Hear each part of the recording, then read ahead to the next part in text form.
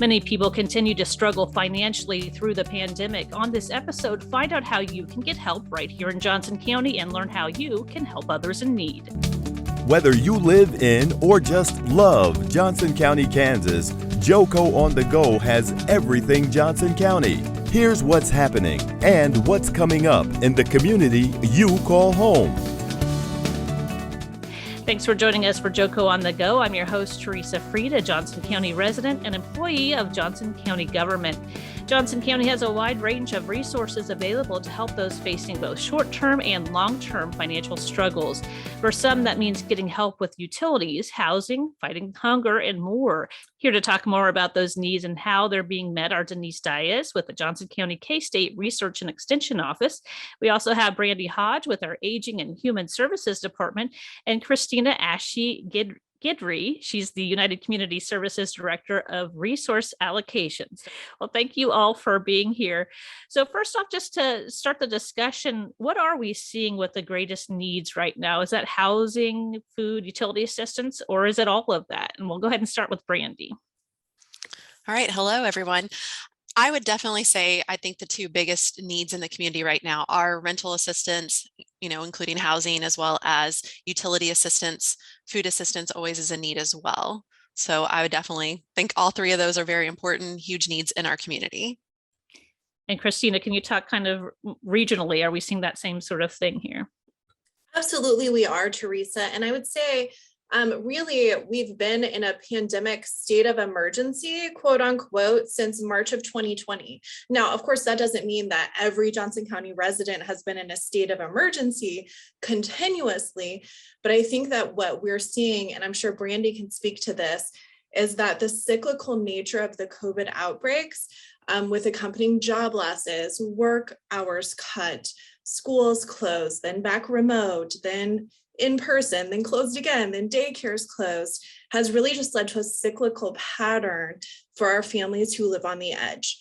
That just makes it really impossible for them to get back to financial stability. And so we hear kind of mixed messages, I guess, about the economy right now. We're hearing, that there are all these job openings available and people are changing jobs frequently. But then on the other side, we're also hearing, that people are struggling to find employment. So what is the story there? Does it impact different levels of the economy or our society, or how can you describe that, I guess? This is a really complicated question. I can tell you from what I see frequently with families who live on the margin. And by that, I mean families who are within 200% of the federal poverty level living in Johnson County. That's about 15% of our residents, or families who are rent burdened, who pay rent that's greater than 30% of their income. I think that's about 39% of renters in Johnson County. And folks who are uninsured. All of these folks have been hit most strongly by the pandemic, I would say. Childcare and schooling has been a huge issue that is a limitation to employment. There's some data that's come out of local sources that shows that we've lost well over 1,000 childcare slots permanently in Johnson County. And we know that many of our families in Johnson County, both parents, all the caregivers at home work, and you can't work when you don't have reliable daycare. So I think that childcare loss has been a huge impediment to regaining employment in Johnson County. I'd like to echo exactly what Christina's saying there. We've seen a lot of people come in for services this past 2 years who've never needed assistance, and a lot of that is due to childcare issues. When schooling had to go virtual, we've had a lot of needs now fall on the parents in the homes, and so that then has turned into a loss of income in the homes if the mother or father have to stay home with the children. So we're seeing a lot of new residents needing assistance that we haven't seen before. So and another thing that we see with the clients that we serve is a lot of them, have low pay wage jobs. So, they may be working 1 or 2 jobs, but again, that's not meeting the needs if their housing costs so much. So it's just trying to stay alive and trying to meet, and pay for their utilities, pay for their housing, pay for food. All of that is just a lot to bear, especially during a pandemic.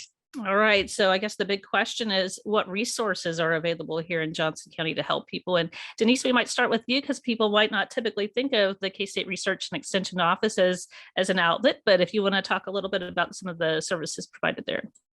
There's lots of, people that I see on a regular basis. Maybe some of them have had job loss or are food or insecure, or whatever. But even our middle class families are struggling just because of the higher increase in prices of food, of gas, so on and so forth. So yes, our low income families are definitely struggling, and my heart goes out for them, but I think we all are in one way, shape, or form.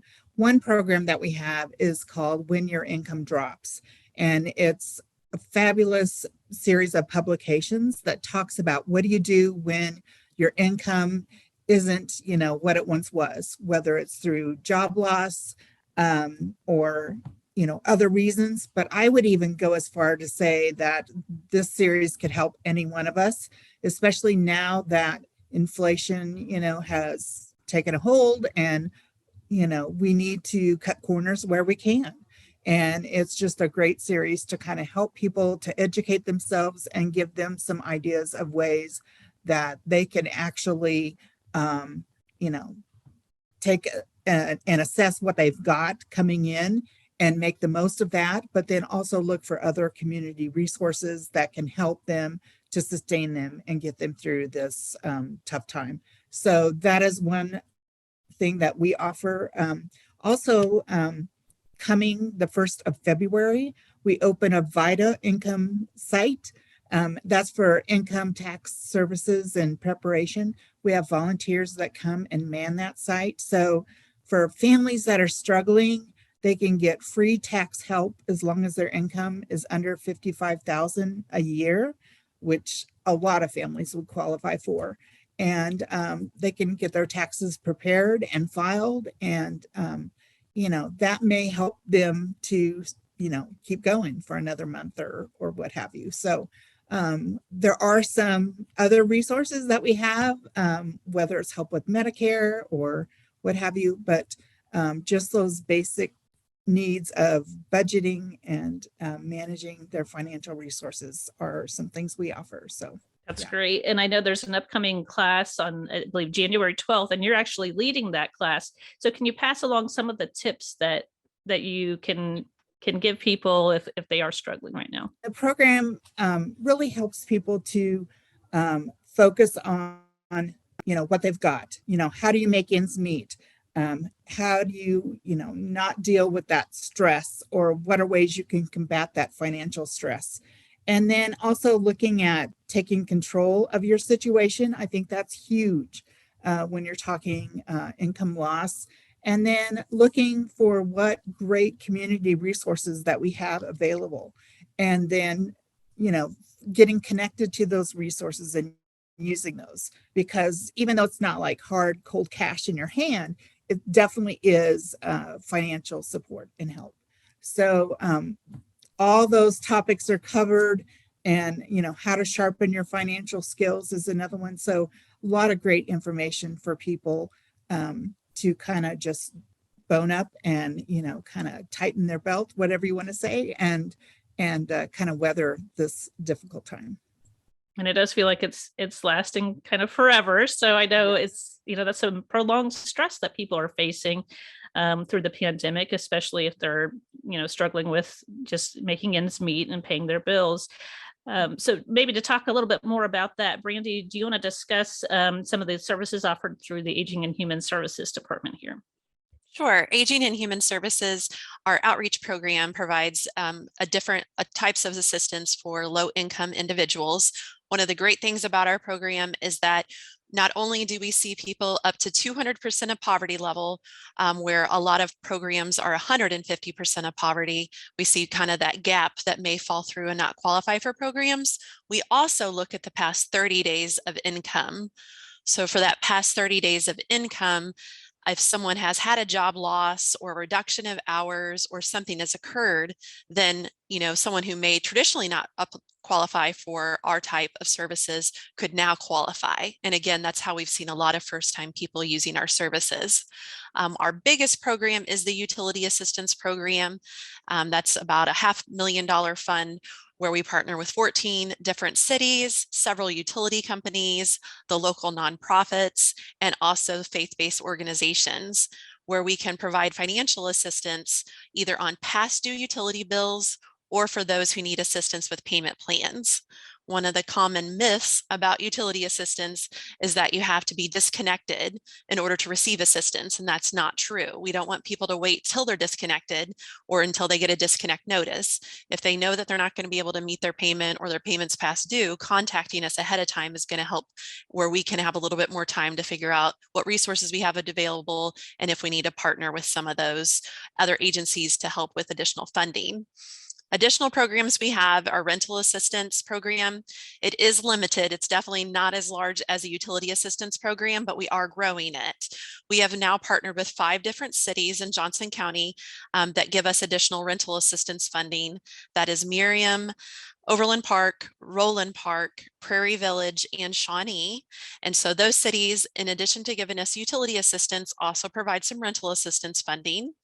Again, for the rental assistance, that one's not going to pay the huge, rent is a lot of money. It's not going to pay the whole $1,000 you owe on rent. It may pay 500 of it. So people are going to have to, find additional resources for rental assistance.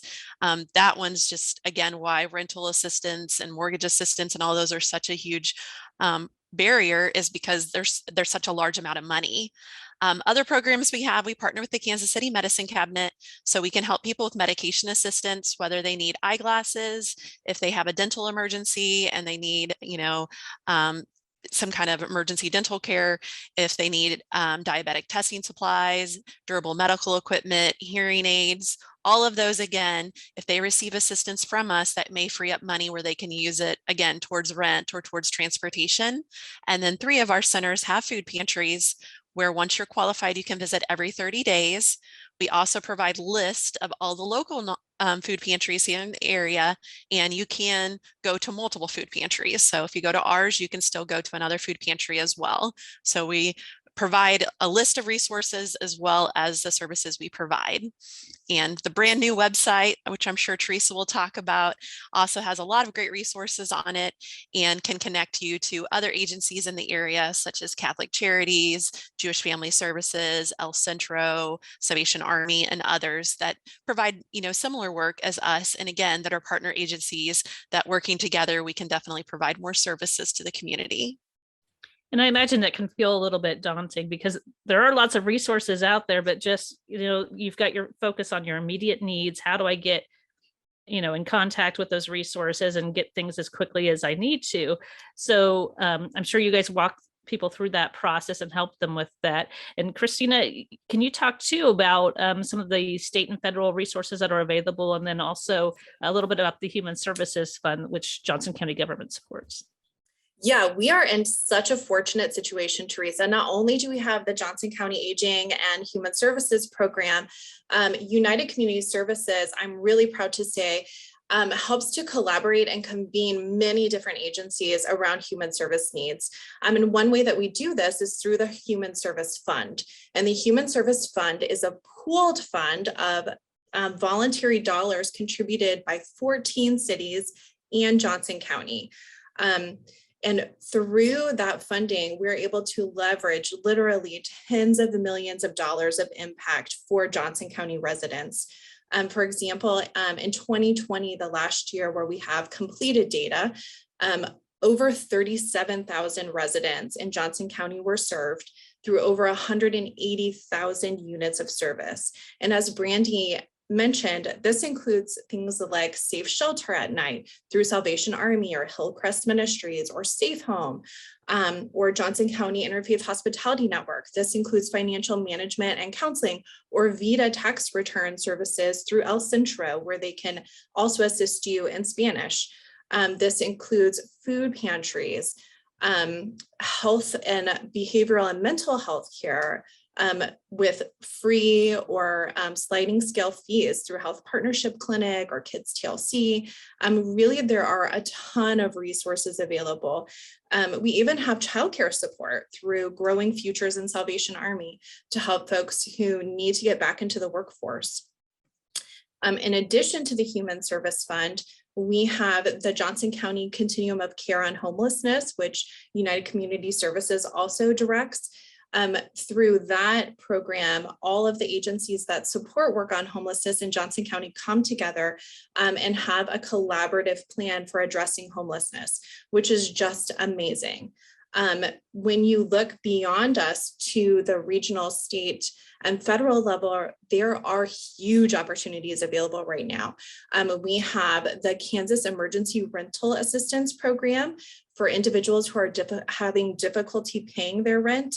This program, Teresa, will pay up to 15 months of your rent and utilities. That's not a mistake, 15 months.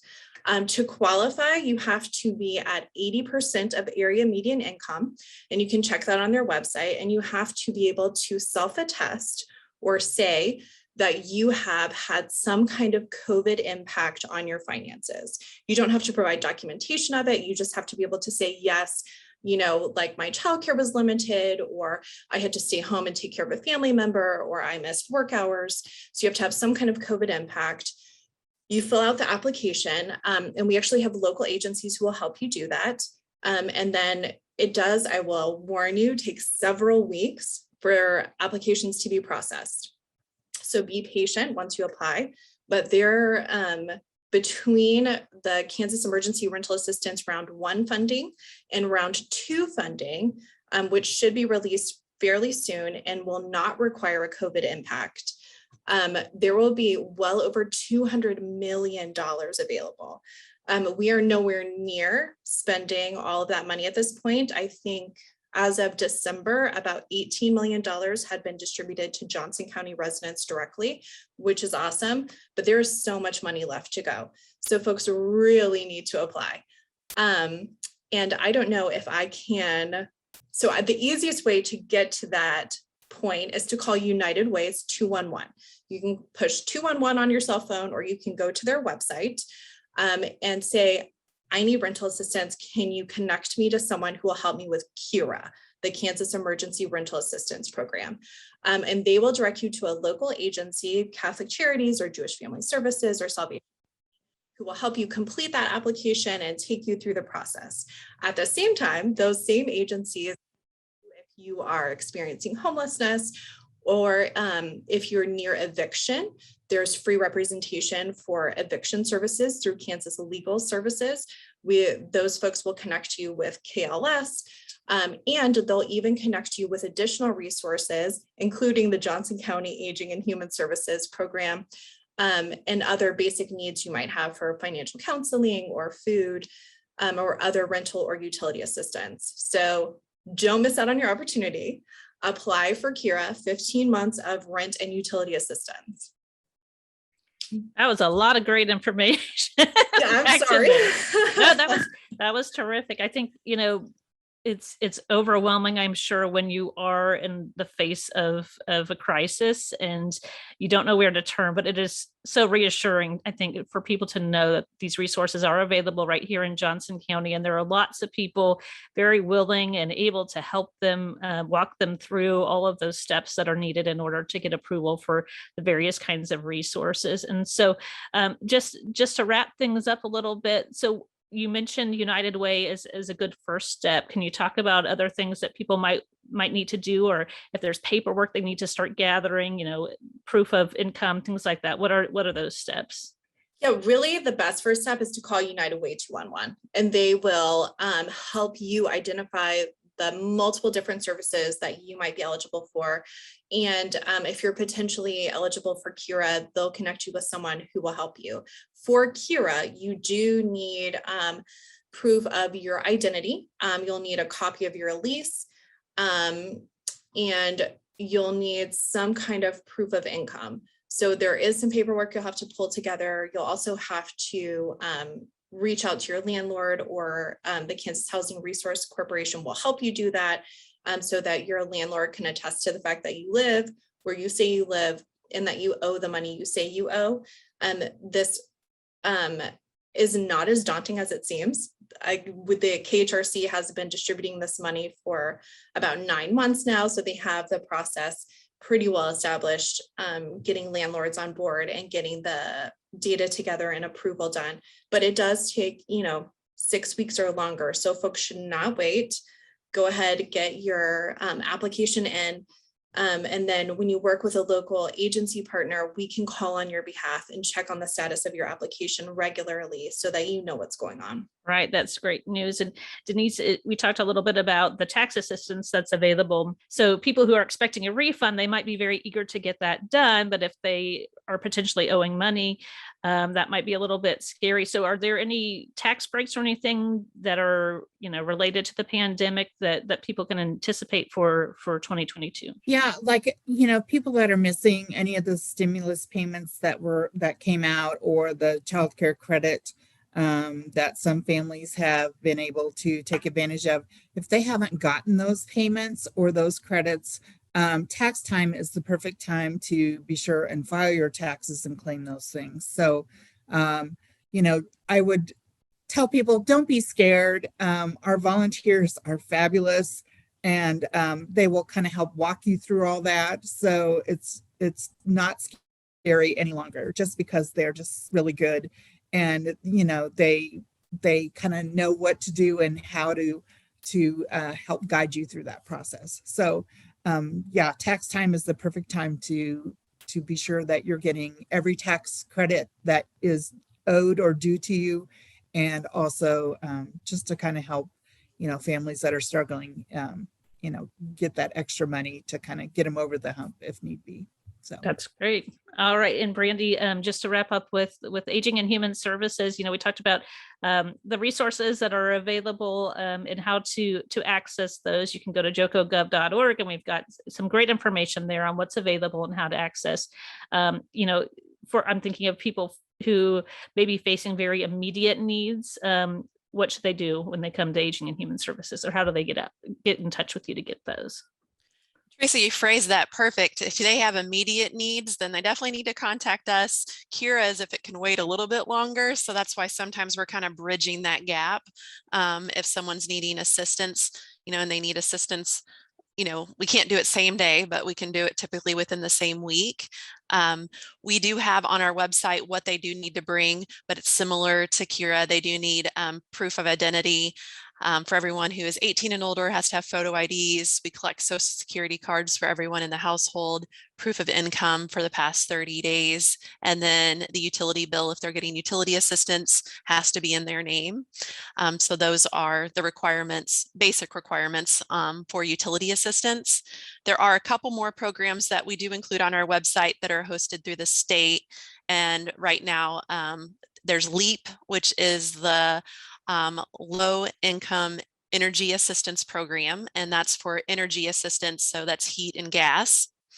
And then there's also a new program that just launched in December, and I don't know if I'm pronouncing it right, but I just call it EWAP. So it's E-WAP, so Emergency Water Assistance Program, and that's for water and wastewater assistance. And both of those programs are run through the Kansas Department for Children and Families, and our staff know about those programs as well. And so if anyone was to need services, we just have them call our telephone number, which is 715-6653. And even if they need Kira assistance, we can have those resources where we can connect them to that as well. So we're not processing the Kira applications or doing LEAP or EWAP applications, but we do know how to connect them to the right people. All right, that's perfect. Anybody have anything else they want to add before we close out? Just have one more thing. If anyone's looking to donate, we still have our Amazon wish list out, and we can provide that in the link to the podcast in the comments. If you want, we can provide that link. But we're always, we hosted this during the pandemic, and it was the best way for us to get and generate a lot of donations. And so currently our food pantries also collect hygiene products, and hygiene is are the items that are really most needed right now. So collecting items people can't buy with food stamps or the EBT cards, toilet paper, soap, body wash, shampoo, deodorant, razors, all those good things.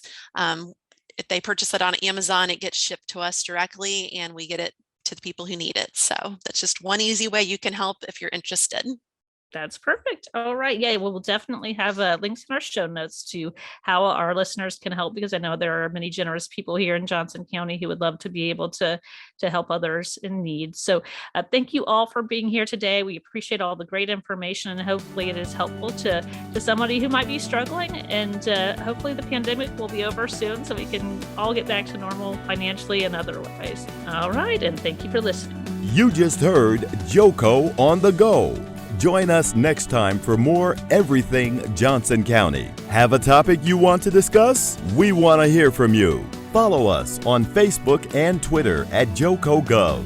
For more on this podcast, visit jocogov.org/podcast. Thanks for listening.